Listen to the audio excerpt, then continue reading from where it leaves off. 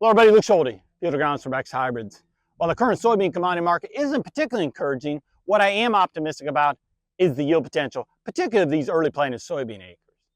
But is it still worth applying a fungicide given the current commodity market if we don't have a lot of leaf disease pressure? Now the good news is many of our fungicides that are now considered PFR proven or profitable were tested in years like we're experiencing now with a lower commodity market. You can see by the screen in front of you not only when the product earned the distinction of PFR proven, but you can also see the commodity price that we utilize to calculate our ROI, or return on investment.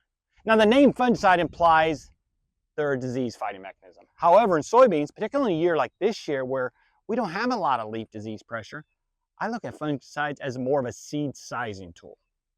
Most of our fungicides on the market today, virtually all of our PFR proven fungicides, contain a component called strobilurin.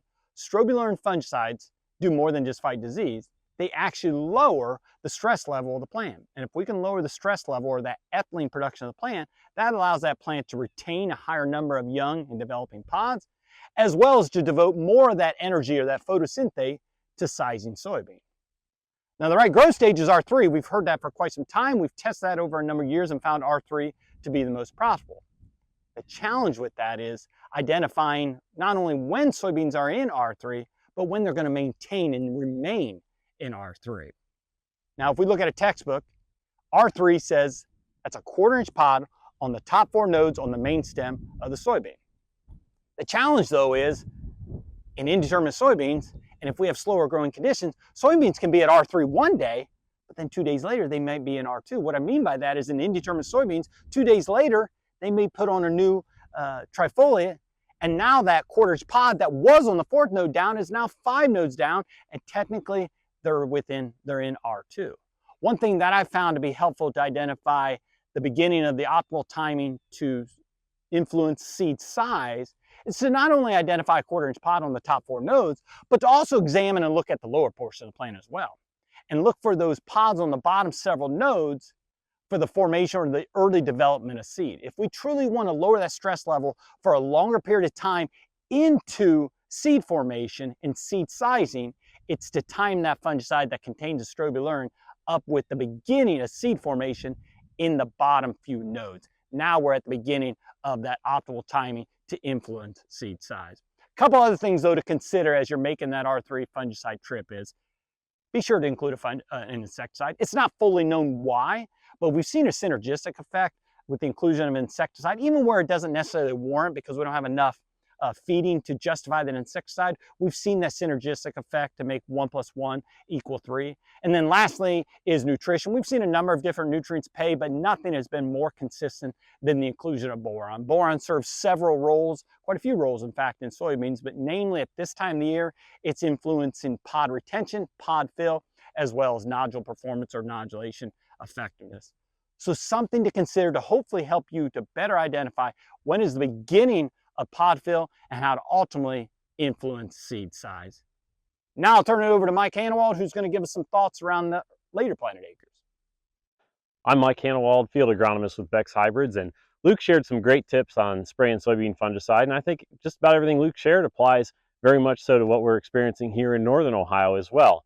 However, we've had some unfortunate untimely rains this spring, and so there's quite a few acres of beans that were planted significantly later than what Luke was talking about down in southern Ohio. So the field I'm in here today was planted on June 12th.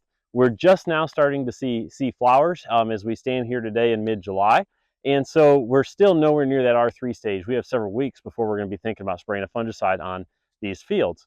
However, I wanted to share some PFR data related specifically to later planted soybeans. And so a lot of times our June beans, we have less yield potential than the early planted beans.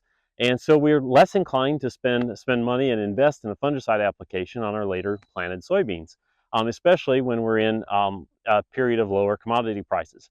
However, when you look at the PFR data that you see there on your screen, we've actually seen a significantly higher return on investment for our later planted soybeans in PFR. Those June planted beans are seeing about 4 times the return on investment as what our April or May planted beans are seeing.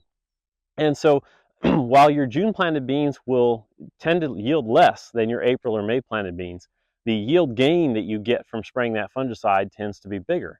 And that's because as we are later, especially here in the north, we're more likely to see some disease start to creep in, some septoria, brown spot on the lower leaves, maybe a little bit of frog eye creep in later. And so we're specifically attacking those diseases with that fungicide. We also see it help to relieve stress in soybeans and extend that grain fill period just a little bit longer to where we might catch another rain or two that help to fill out those beans and increase seed size, just like Luke said. And when our late planted beans are rushing through those reproductive phases to begin with, anything we can do to just ease that stress and give them just a little bit more time can help us to gain some yield. So strongly encourage you to still scout your beans and take the time to make a fungicide application on those later planted beans at R3. Even at lower commodity prices, our PFR data says that more often than not, that fungicide will pay. One last note I want to make for Northern Ohio on corn. Just want to make you aware, be scouting as you're making your fungicide application. Stay just a little bit ahead of that sprayer and be scouting for western bean cutworm. We've seen some increased moth flights according to Ohio State's trap counts. You can see that map on your screen and where those most recent trap count numbers are sitting according to Ohio State Extension. And so that's something, while I'm not saying that it's definitely going to be a problem or definitely something we have to deal with, it's worth taking the time to just walk out in that field. You're looking in the upper third of the corn canopy and you're looking for an egg mass like what you see on the screen. It's about the size of a dime. So if you see those for western bean cutworm, add an insecticide to your fungicide pass. If you can't find those as you're walking out in your field, most likely, unless you've got some rootworm beetle or Japanese beetle that's clipping your silks, you're probably not going to need an insecticide with that corn fungicide pass. So just want to make you aware, one more thing to check on the corn side of things. If you have questions about any of the topics that Luke or I covered today, or any other agronomic topic, feel free to reach out to one of us or your local Beck's representative, and we'd be happy to help. Best of luck and best wishes for a continued successful growing season.